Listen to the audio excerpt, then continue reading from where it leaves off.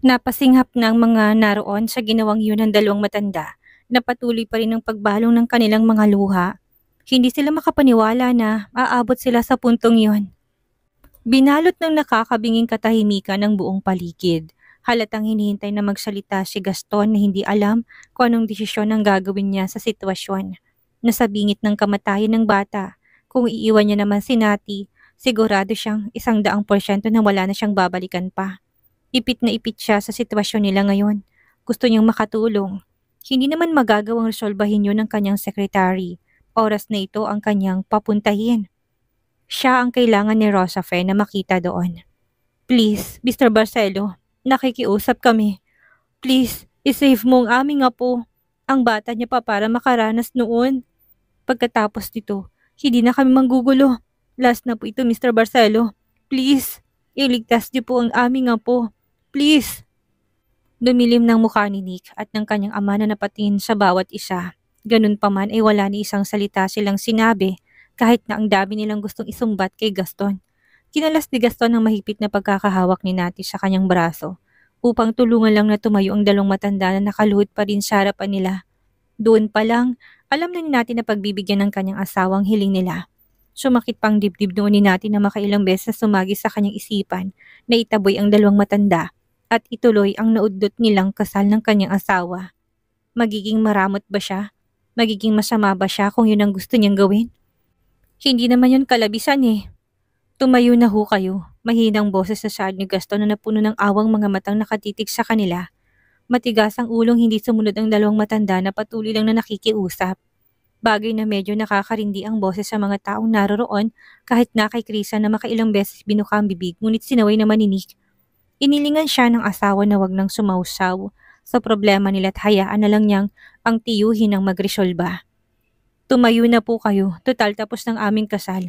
Saglit ko po siyang pupuntahan. Sige na po, tumayo na kayo. Nang hina ng dalawang tuhod ni Nati na kung hindi nahawakan ni Nick at ng amay paniguradong natumba na sa kinatatayuan. Gulat na gulat siya sa naging litanya ng asawa. Hindi siya nito tinanong. Parang pinagsakluban na siya ng langit at lupa noon. Hindi na naman siya pinakinggan ng asawa. Uunahin na naman itong ibang tao na sa mismong araw ng kasal nila. Yun ang pinakamasalimuot na ginawa nito sa kanya. Mag-asawa sila pero may sariling desisyon si Gaston. Kahit pa na alam nitong hindi yun makakabuti sa kanilang pagsasama bilang mag-asawa. Talo ulit siya. Gaston, pupunta ka doon? Seryoso ka? Ano ka ba? Iiwan mo na naman ako? Hindi pa tapos ang picture taking na kasal natin. Hindi ka ba nahihiya sa mga sponsor at guest natin? Anong ipapaliwanag mo sa kanya? Gumising ka nga dyan. Hila na ni Nati sa laylayan ng suot ng suit ng kanyang asawa upang marinig naman ito ang kanyang tahimik na hinaing at opinyon sa ganong sitwasyon. Sa reception, anong ipapaliwanag namin? Nasaan ka? Bakit ba kasi kailangan mo makisawsaw sa kanila, ha? Walang habas na nilingon ni Nati ang dalawang matanda na nakatingin na sa kanya. Oo, masama siya pero kailangan niya ilabas ang saloobin niya bilang asawa ng iniistorbo nila. Ang tagal niyang nanahimik. May mga pulis na, bakit kailangan pa ng asawa kong pumunta doon? Sa totoo lang, walang responsibilidad ng asawa ko sa bata. Hindi nga niya anak yun eh. Bakit ganyan kayo? Bakit ang hilig niyong mang-agaw ng kasiyahan ng iba? Bakit? Kulang na lang ay magwala doon si Nati na walang patid ng baha ng kanyang mga luha dahil sa kanilang sitwasyon. Nati please, saglit lang naman ako. Saglit? Huwag mo kong niloloko. Paghihintayin mo na naman ako. Palagi na lang Gaston. Sigaw niya gamit ang paus na tinig. Paulit-ulit mong ginagawa sa akin to. Ang tagal ko nang nagtiis. Ang daming chances ko nang binigay sa'yo na kahit mukha na akong tanga. Nakakaawa, bobo. Pinilit ko pa rin naintindihin ka dahil mahal kita. Dahil umaasa ako na sa bawat pangako mo, tutuparin mo na. Alam mo yan. Sobrang daming chances na sinayang mo. Kung aalis ka ngayon at uunahin mo sila, tandaan mo, wala ka ng chances na makukuha sa akin. Wala na dahil sagad ng pagkaubos ko sa'yo. Nang halos parang hindi na makahinga ng dahil sa pag-iyak ay dinaluhan na ng ina niya si Nati upang yakapin ng mahigpit. Ang dami ring gustong sabihin ng ginang ngunit pinili niyang manahimik na lang. Yumakap na sa kanyang isang legs si Brixton nang bunga kala niya nakasama sa pinalabas kanina. Dahil lang sa usapan niyo ng matatanda, narinig niyang mahina nitong hikbi na may pagkalito ng mga mata. Ayaw niyang marinig ang usapan nila ng anak. Sige, umalis ka. Pairalin mo katigasan ng ulo mo. Iwan mo na naman ako sa ere. Sige lang. Diyan ka masaya, hindi ba? Gawin mong gusto mo. Hindi kita pipigilan. Halos mapunit ang lalamunan ni natin na sabihin yon. Hindi niya tinatakot ang asawa pero kailangan niya sabihin yon. Umalis ka! Pakakainin ko lang mga bisita at aalis din kami. Natalia. Sobra-sobra ng pag-unawa ang binigay ko sa'yo. Asawa mo ko, pamilya mo kami. Pero bakit palagi na lang inuuna mo ibang tao? Diyan ka na lang sa kanila. Tutal siya naman ang mahalaga sa'yo, hindi ba? Sige, lumayas ka na. Lumakas pang iyak ni natin at tinulak pang likod ni Gaston. Kung kaya niya lang tong sipain noon, ginawa na niya. Hindi alintana kung naroon man ang mga magulang nila at naririnig ang lahat ng kanyang masasakit na mga salita. Nakakapagod ka. Sobrang sinagad mo na talaga ako. Hindi ko na alam kung ano pang gagawin ko para naman kami ang piliin mo. Kami ang unahin mo. Maramdaman namin ni Brixton na kami ang priority mo. Palagi na lang ibang taong inuuna mo. Akala ko ba last na? Ang sekretary mo na lang ang pag-asikasuhin mo. Ano na naman to? Sinungaling ka.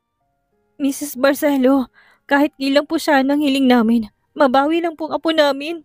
Sabat na ng matanda, ngunit hindi siya pinansin ni Nati at baka mawalan siya ng galang kapag hinarap niya pa to at sagutin ang pakiusap sa kanya. Hindi ko na kayang tiisin. Palagi na lang kaming may kahati. Kaagaw. Ayoko na. Sawang-sawa na ako, Gaston Barcelo. Pagkasabi nun ay binuhat na ni Nati ang anak at pamartsang lumabas ng simbahan. Iniwan sila sa loob. Yun ang last nang naisipan ni Nati dahil baka kung magtatagal pa siya doon ay makapagbitaw pa siya ng mas masasakit na salitang iniiwasan niya. Nagkislapan ang mga kamera paglabas niya sa pag-aakalang okay na ang naging kasal nila. Nakita niya na bahagyang natigilan ng mga reporter at nagpalitan ng tingin. Malamang ang anak niyang kasama at hindi ang asawang lumabas doon. Nakababa pang belo niya noon kung kaya naman hindi gaanong pansin ang pagpatak ng kanyang mga luha. Sumakay siya ng sasakyan at nagpahatid na sa hotel kung saan gaganapin ang kanilang reception ng asawa. Walang patid ang patak ng kanyang mga luha na kahit palisin ng munting dalawang palad ni Brixton ay hindi yon maampat. Lumakas pa ang iyak ni Nati nang makitang ginagawa ni Brixton habang kuryoso ng mga titig sa kanya. Mommy, don't cry. Natalia is sad. Lumakas pang iyak ni Nati sa kabila ng sinabi ng anak na wag na siyang umiyak. Parang pinipiga ang kanyang puso. I'm sorry, Brixton. Mukha tayong dalawa na lang hanggang sa mapagbinata ka. Pagod ng mommy sa ugali ng daddy.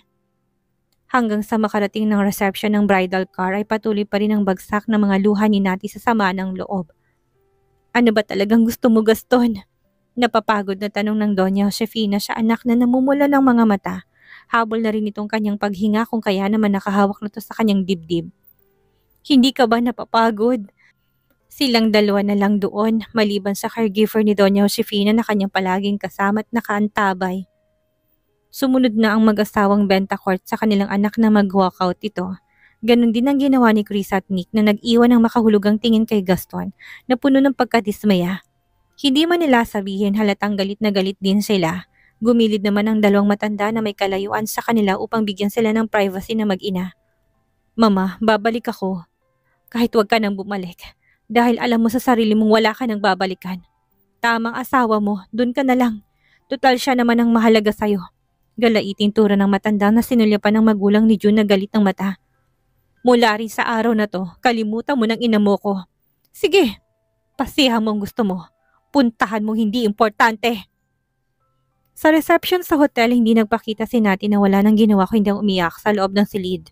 Hindi niya kayang harapin ang mga bisita. Lalo pat nai-imagine niya ng paulit-ulit na magiging tanong sa kanya kung nasaan ang kanyang asawa. Sobrang sama ng loob niya na baka mamaya kapag hindi niya napigilan ay gumawa pa siya ng gulo na mas lalong makasira sa parehong iniingatang pangalan ng kanilang pamilya. Aabot pa sana sa pagwawala niya sa loob ng silid sa puntong sisirain niyang suot na wedding gown. Mabuti na lang at napigilan siya ni Krisa na gawin ito. Alam kong galit ka, sukdulan sa langit pero wag aabot sa puntong yan dahil mamalasin ka sa buhay. Hayaan mo lang siyang maging buo, Nati. Hindi ko alam kung gaano kasakit sa'yo pero nauunawaan kita. Naiintindihan kita, Natalia. Sana hindi na lang kami nagpakasal sa simbahan. Okay naman kami no civil lang. Sana hindi ko na yung pinilit pa. Pilit pa siyang inalot pinakalma ni Krisa. Dinamayan siya ng hipag at maging ng kanyang kapatid na natiling tikom din ng bibig kahit na alam na natin na marami tong nais na sabihin. Bakit kasi hindi na lang mamatay ang Rosafe na yun nang matapos ng pamimeste niya sa buhay namin? Bakit? Pinakain na lang nila ang mga guest bago pa unti-unti nang pinaalis. Gumawa na lang sila ng alibay na may mas mahalagang bagay na kailangang unahin. Ang mag-asawa'y total hindi naman din sila nilabas ni Nati upang harapin sa itsura rin ito. Nakakabwisit siya. Nagkaintindihan na kami noon pa. Nag-usap na rin kami. Hindi siya marunong tumupad. Pagod na ako sa ugali niya. Ayoko na talaga. Makikipag-divorce na ako sa kanya oras na magpakita siya sa akin. Nati, sorry kung palagi na lang pagkadismayang ambag ko sa ating pamilya at kahihiyan, Kuya Nick. Mommy, Daddy. Walang kurap na hinubad ni Nati ang suot niyang wedding gown upang magpalit ng damit. Hinubad niya rin ang singsing na suot. Gusto pa nga sana niyang iba to, ngunit minabuti na lang niya na ilagay sa box na pinagkunan nila kanina. Durog na durog ang pagkatao niya. Panay buntong hininga lang ang ginawa ng mga kasama doon ni Nati na problemado. Bababa na ako. Hindi ko nahintay pang pagbabalik niya. Ayoko nang ulitin ang lahat. Mula ngayon hindi ko siya kilala. Napagkasunduan ng bababa na rin sila ng Baguio ng araw na yon sa pagpupumilit ni Nati. Walang nagawa ang kanyang mga magulang, maging si Doña Josefina na ilang beses siyang tinangkang pigilan. Minabuti naman ni Nick na magpaiwan, ganun din si Krisa para istimahin ang kanilang bisita ng iba'y galing pa ng ibang bansa. Pumayag naman ang mag-asawang Bentacourt na panay ang tingin kay Nati. Knowing her, hindi nila mapipilit na magstay pa doon ang kanilang bunsong anak, lalo pat ganun ang kanilang sitwasyon. Inihatid pa sila ni Nick sa sakyan nilang van pa uwi. Huwag kang mag-alala, just clear things up muna ng ilang araw. Uwi rin kami kaagad ni Nick. Huwag kang lalayas ha, wala yun sa option mo. Mahigpit na yakap ni Krisa sa hipag ng mga sandaling yon ay namamagapang mga mata. Maayos na na-explain ni Nick at Krisa ang dahilan umano na naging kasal sa mga bisitang natira at naiwan doon. Nagawa nilang mapauwi ang mga ito after na kumain kahit na hindi nila nakita ang kinasal, hindi nakaramdam ng gutom ang mag-asawa.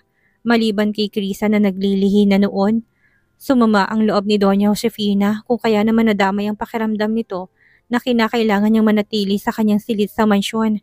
Matapos na umuwi ni Nati, kinailangan pang magpapunta doon ng doktor upang i-check ang kalagayan ng matandang Donya. Makailang beses sinabi niyang palalayasin niyang anak na si Gaston. Itataboy niya na to at kakalimutang may anak na. Gaston ang pangalan. Patuloy ang kanyang iyak lalo nang malaman niyang bumaba ng manugang nang hindi nagpaalam sa kanya. Lola, kailangan niyo pong kumalma na muna. Paano niyo po mapapalaya si Tito kung mahina kayo? Dapat na may lakas ka ng katawan noon. Biro ni Krisa kahit nasa loob niya nasasaktan siya para sa pinagdadaanan ngayong sitwasyon at suliranin ng kanyang hipag. Ang bagyong iyon na naganap at nalanta sa araw mismo ng kasal ni Gaston at Nati ay nagwakas sa malungkot na paraan. Naabutan nila si Rosafe na nasa rooftop ng hotel kasama si Seska na may pagtatangka ng tatalon at magkasama silang mamamatay ng anak kung hindi sila kukunin ni Gaston at bibigyan ng tahanan na masisilungan at susuportahan habang nabubuhay. Bilang umano ay compensation ng dating governor sa pagkamatay ng ama ni Seska. Mariin ang naging iling ni Gaston. Hindi niya ibibigay ang hiling ng babae. Ano siya, siniswerte? Pumunta lang naman siya doon nang dahil kay Seska. Labis ang awa niya sa bata na sa kabila ng batang edad ay nararanasan ng karahasan. Nahihibang ka na ba? May pamilya na ako. Sigaw ni Gaston na napipiko na sa babae. Bakit ko gagawin yun? So ayaw mo? Kung ayaw mo, mabuti pang magpakamatay na lang kami. Rosafe, ikaw na lang. Maawa ka sa anak mo. Huwag mo na siyang idamay. Sigaw ng ina ni June na umiiyak na habang patuloy na nagmamakaawa ang kanyang mga mata sa babae. Huwag mo nang idamay sa kalokohan mong anak mo. Awang-awa na sila kay Seska na halatang wala nang mailuha at takot na rin sa kinatatayuan nila. Putlang-putla ng mukha nito habang mahigpit ang kayakap sa kanyang ina kahit pa na alam niya na ito na rin ang pahapahamak sa kanya. Hindi, isasama kong anak ko! Sinubukan ni Gaston na pakiusapan pa si Rosafe, ngunit ayaw nito makinig na bumaba at mag-usap sila ng masinsinan. Sa labis na pag-aalala ng dalawang matanda ng pamilya ni June ay pilit na lumapit sila sa kabila ng pagsalungat ng mga pulis at rescuer nilang kasama na wag nilang tangkain pa dahil mapapahamak lang sila. Nais nilang iligtas ang mag-iisang dugo at laman ng kanilang anak na si June na matagalan na mayapa. Yun ang tumatakbo sa isipan ng dalawang matanda na naging bingi sa mga pakiusap sa kanila. Sa bandang huli, they died with Rosafe na nahulog mula sa 13 palapag ng hotel. Hindi na nagawa pang isalbang kahit na isa sa kanila nang dahil sa lasog-lasog na katawang bumagsak sa lupa. Dead on the spot. Yun ang sinabi sa kanila. Hindi sila tinakbo sa ospital. Ayan ang sinasabi ko. Napakatigas ng mga ulo nyo. Hiyaw na ng leader ng mga pulis na wala nang nagawa pa doon. Nang mahulog naman si Seskang kasama rin na sana nila, ang katawan ng bata ay sumabit sa isang sunshade canvas sa ika-10 palapag. Nagawa siyang mabilis na iligtas ng mga rescuer. Nangangatal ang buong katawan ng bata na halatang labis ang trauma. Sumasayaw ang katawan nito sa takot ng mahigpit ng yakapin ni Gaston upang kanyang aluin. You are safe now, Iha. Ligtas ka na. Malakas na umiyak si Seska na gano'n na lang ang yakap sa leeg ni Gaston. Isinugod ng bata sa hospital, ngunit pagkatapos ng kanyang naranasan, hindi na siya muling nagsalita. Hindi makausap ng maayos maliban sa panay ang iyak. Kailangan niya ng therapy, Mr. Barcelo. Masyado siyang natrauma sa mga pangyari na kanyang nasaksihan. Tinawagan ni Gaston ng kanyang sekretary at pinasikaso ang tungkol kay Seska na kinakailangan manatiling ng ilang araw sa ospital upang obserbahan. Pinasikaso niya rin sa kanyang sekretary ang 13 nilalang na pumanaw. Namatay si Rosafet, wala ng mga magulang ni June, kung kaya naman wala ng choice si Gaston kung hindi ang bigyan ng maayos sa tirahan ng bata. Yun ang naisip niya habang patungo ng wedding reception nila. Papalubog na noon ang araw na para sa kanya ay sobrang naging mahaba noon. Umagang naging kasal nila at kung walang naging aberya, hanggang gabi ang bayad nila sa venue. Muli niyang ibinalik ang kanyang isipan sa mga nangyari. Kung hindi niya gagawin na akuin ang maging guardian ni Francesca, kailangan niyang pumunta sa DSWD or sa orphanage. Malinis na ang venue pagdating niya kahit pa na ilang oras lang naman siyang nawala. Lumapit na siya sa mamahala upang magtanong kung nasan ang nag-book na nasabing okasyon at kung bakit nagliligpit na sila. Kanina pa po ipinaligpit ng family ng bride. Minabuti ni Gaston na tumungo na sa kanilang mansyon. Hindi niya alintanang stain ng dugo sa suot na damit. Lutang siya, naghalo-halo na rin ang emosyon na kanyang nararamdaman. May pagsisisi at may pampalubag din ng loob. Nasaan si Nati? Tanong niya sa servant na naabutan sa sala ng mansyon. Bumaba na po sila ng Baguio kasamang kanyang mga magulang. Nagpaiwan po dito si Madam Chris at ang asawa niya. Hindi rin po magandang pakiramdam ng inyong ina na tinignan na ng doktor na makailang beses kanina. Hindi mapigilan ni Gaston na kabahan na habang tinatahak ang daan patungo sa silid ng kanyang ina. Siguradong suko sa langit ang galit nito nang dahil sa kanyang ginawa. Gusto lang naman niyang iligtas ang bata dahil dito siya naawa. Maaring hindi siya maunawaan ng marami pero papanindigan niyang kanyang naging desisyon. Mali na iniwan niyang kanyang asawa sa mahalagang event. Ngunit kailanman, hindi rin mali ang maghangad na siya na makapagligtas, lalo ng inosenteng bata. Huminga na muna siya ng malalim bago tinulak ang pintuan at maabutan na nakabangon ng ina sa kama. Kaharap nito sina Nick at Krisa. Sabay-sabay silang napalingon sa kanya na biglang sumeryoso ng mukha. Mama, mabilis na lumipad ang una na tumama kaagad sa kanyang mukha. Naging dahilan yun upang matigilan si Gaston sa kanyang paglapit. Nasundan pa yun na hindi naman iniwasan ng dating gobernador. Hinayaan niyang ilabas ng ina ang labis nitong frustration sa pamamagitan noon. Namula ng mga mata ng matandang Donya, bakas ng galit doon. Bakit ka pa bumalik? Matapos mong iwan at iignora sa simbahan ng asawa mo at tanggalan ako ng dididat sa mga naging bisita nang iba'y nagmula pa ng ibang bansa. Babalik ka na parang walang nangyari? Lumayas ka! Lumayas ka! Ayaw na kitang makita. Hindi kita kailangan. Wala akong anak na suwailit, walang pinagkatandaang kagaya mo, Gaston. Walang kahit na anong salitang lumabas sa bibig ni Gaston. Alam niyang malaki ang kasalanan niya. Kasalanan ang mga tuwiran at wala rin naman siyang ibang magagawa pa doon kundi ang tumahimik na lang. Isa pa, inabandonan niya na naman ang asawa at naunawaan niya kung saan galing ang galit ng mga taong nasa paligid niya. Nanatiling tikom ang bibig niya. Hindi niya kailangang matuwiran. Wala siyang anumang dapat na sabihin sa ina't ilusutan yun. Sa tingin mo patatawarin ka pa ng asawa mo? Kung ako sa kanya, ora mismo ide-divorce na kita, Gaston. Palatak pa ni Doña Josefina na muli na namang nahawak ang kanyang dibdib na halatang meron dong iniindang masakit.